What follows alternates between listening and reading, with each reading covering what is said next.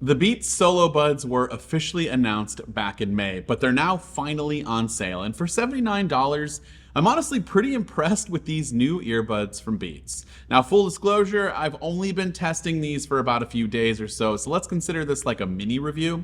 I'll probably reiterate that a few times, but also I'll definitely be talking about how these are only $79. And now, in some areas, you do get what you pay for, so in terms of unboxing and accessories, it's a fairly simple process here. There's not much inside of the box besides the buds inside of the case, obviously, along with some paperwork and additional sizes for the ear tips. So let's just jump to what I think is the most important part. I won't make you wait. When it comes to reviewing earbuds, sound quality is obviously mega important. And again, when I think of something around $80, I do kind of get that you get what you pay for mentality. And, you know, the company obviously has to make some cuts here and there in order to make these at this price point.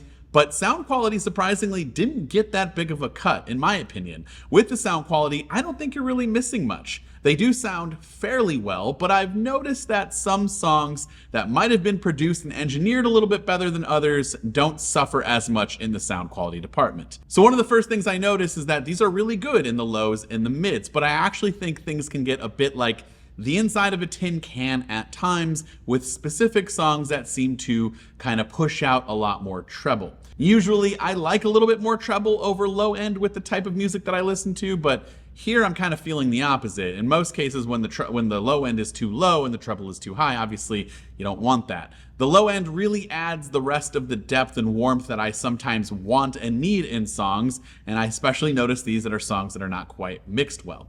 I'd honestly give sound quality a solid 7.5 out of 10. It's not bad at this price point, honestly. I'm pretty impressed. Now, in terms of design and comfort, these are fairly similar to the Studio Buds Plus that I recently checked out, and they feel pretty close to what they were in the ear.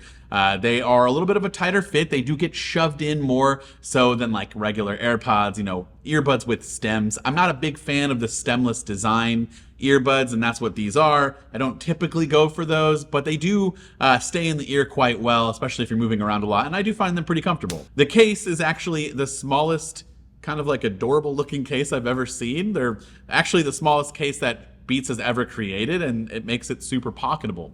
As for gestures on the earbuds, you do have one button on each side that you can press once for play pause, twice to skip forward, and 3 to go back. And in the settings menu on your iPhone, you can customize some of the other call controls and whether or not you want volume up and down if you press and hold, or if you want Siri.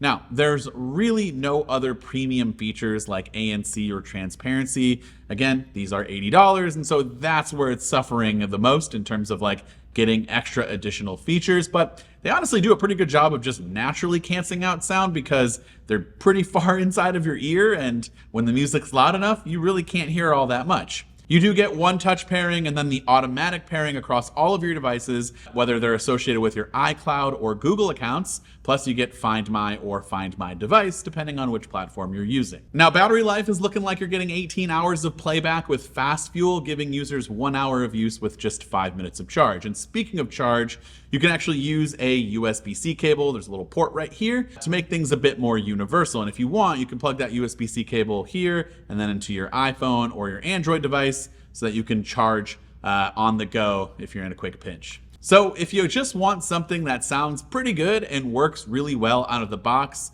and has that kind of cross-platform integration if you have different devices at home, honestly, I think these are going to be just fine for most people out there. Now, I'm not entirely sure if these are a good workout option, mostly since they don't have a good IP rating or any IP rating, but I'd imagine if you aren't getting them too sweaty or wet, you should be good. But over time, if you are doing that, I'm not saying that if you have one incredibly sweaty workout, they're going to stop working, but if you keep doing that over time, it might have an impact on the internal components. But they are very snug and they shouldn't fall out. So I wouldn't say that you can't work out with these. I would just say be careful if you can. But of course, I would love to hear from you in the comments down below. What do you think? For $80, are you planning on picking up a pair? They do come in a few different colors. This red transparent one is my personal favorite. But yeah, would love to hear from you down in those comments. This has been Dan with MacRumors. Thanks so much for watching, and I hope to see you around in the next video.